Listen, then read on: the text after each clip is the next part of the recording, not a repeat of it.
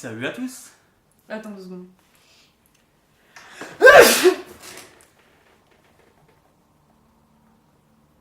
Donc, on va parler du Crime de l'Orient Express que j'ai vu avec Anna qui n'a plus de cheveux. Bonsoir. Et il s'agit du nouveau film de Kenneth Branagh. Avec Kenneth Branagh. Donc il y a Johnny Depp dedans. Il y a toute une flopée d'acteurs, on ne veut en oublier. Il y a Josh Gad, Michelle Pfeiffer, Daisy Ridley. Judi Dench. Et donc du coup une flopée d'acteurs comme ça. Voilà. Et donc, c'est une énième adaptation du roman éponyme d'Agatha Christie. Et pour ce qui est vite fait de mon avis global, je dirais que c'est une nouvelle adaptation plutôt justifiée en vue de la qualité du film. Non mais moi de toute façon j'adore Agatha Christie et ça faisait tellement longtemps que j'avais pas lu le bouquin que je me souviens plus du tout de l'histoire.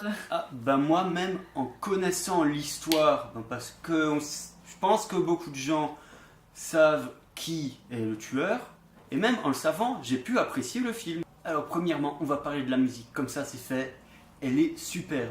Donc c'est composé par Patrick Doyle, qui est le compositeur attitré de Kenneth Branagh depuis plusieurs films. Et justement, il y a vraiment beaucoup d'émotions de la musique, et au moins on s'en souvient après être sorti de la salle, ce qui se fait de plus en plus rare. Il y en a une en particulier dont je me souviens bien, mais c'est du gros spoil de bâtard, donc je vais pas le dire. Ouais.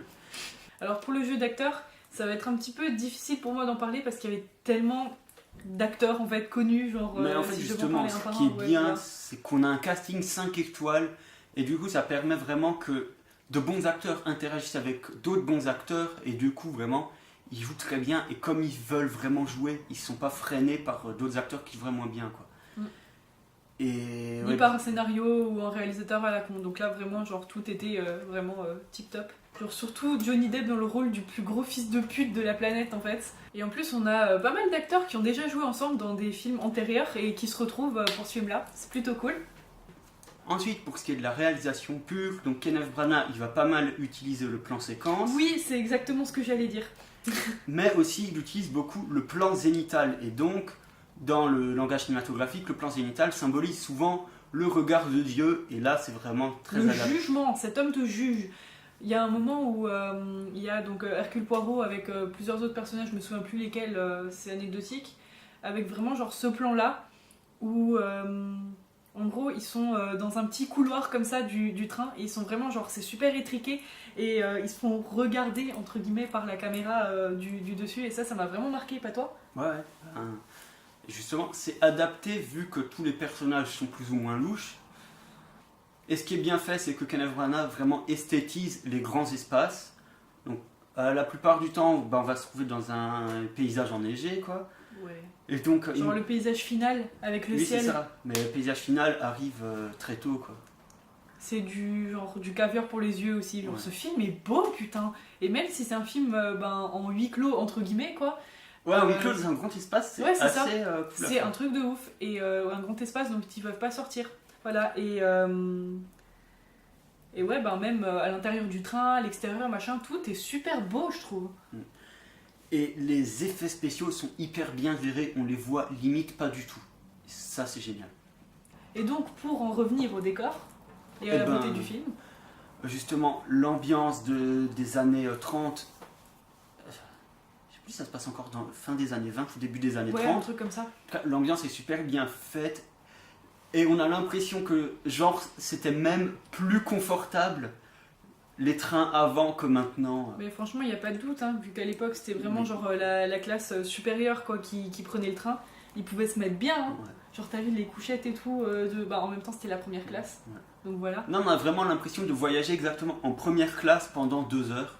Et même les costumes. Oui, les costumes sont hyper bien faits. Et même, il y a des détails en fait. Le maquillage et tout. Oui, moi je pense à Daisy Ridley qui est belle comme un cœur, voilà.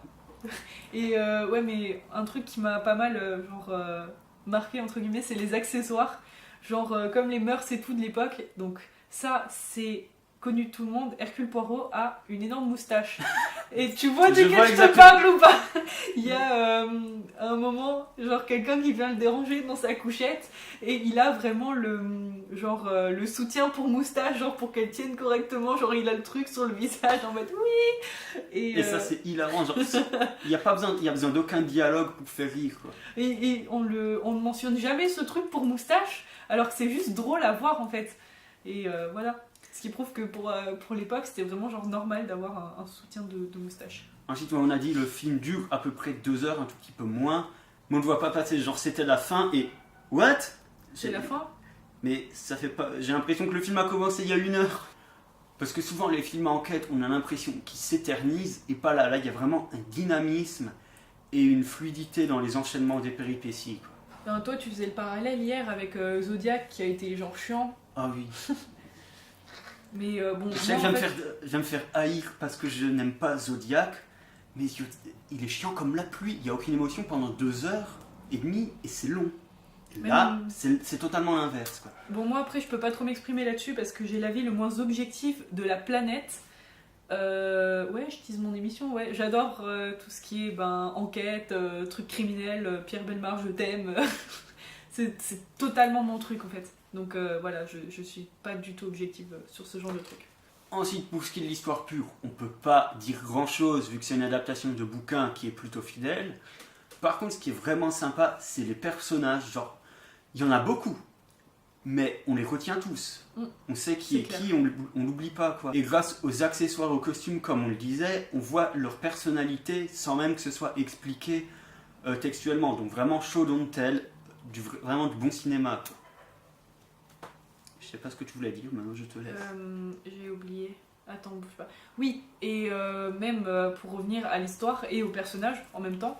Donc Agatha Christie, ce qui est super bien avec elle, c'est que même pour les années 20-30 comme ça, genre pour des personnages qui vivent donc à cette époque-là, c'est super varié. C'est pas genre que des genre mecs blancs de 20 à 35 ans, genre... c'est super varié, genre ils ont plein de nationalités différentes et tout ça. Genre. Bref, une visionnaire quoi. Du coup, pour conclure, c'est une excellente adaptation et je pense que il deviendra un film classique sur les romans d'Agatha Christie. Absolument. Et c'était une super séance de cinéma, quoi. Et Moi, je vous conseille d'aller le voir. en fait, on est allé voir Star Wars genre vraiment juste avant et pour un autre film genre un tant soit peu barbant. Je me serais fait chier pendant toute la séance parce que j'avais passé ma journée au cinéma. Et là, pas du tout. J'ai vraiment beaucoup aimé ce film. Et si je pouvais maintenant l'avoir genre dans les mains en Blu-ray ou quelque chose et le regarder toute la journée, je le ferais. Il est mieux que Star Wars. Ne perdez pas votre argent. En tout cas, merci d'avoir regardé la vidéo. N'hésitez pas à mettre votre avis sur le film en commentaire si vous l'avez vu, à vous abonner, mettez la cloche et surtout à partager la vidéo. C'est le plus important pour nous. Nous, on vous dit à plus.